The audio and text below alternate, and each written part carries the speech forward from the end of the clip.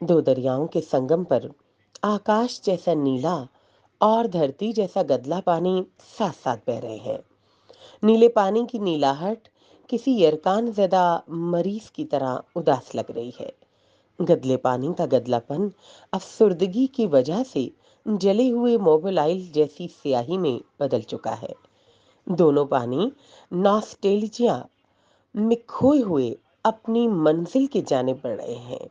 दोनों पानी के समंदरों की वुसअत से गुबार बनकर फिजाओं में उठे थे।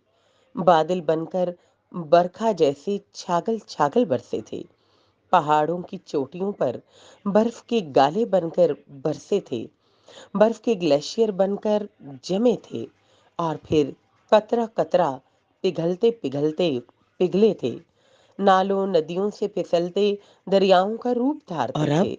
जुग्राफिये से बाहर निकलकर वजूद की इकाई से इज्तमाइयत के समंदर में गरकाब होने वाले हैं।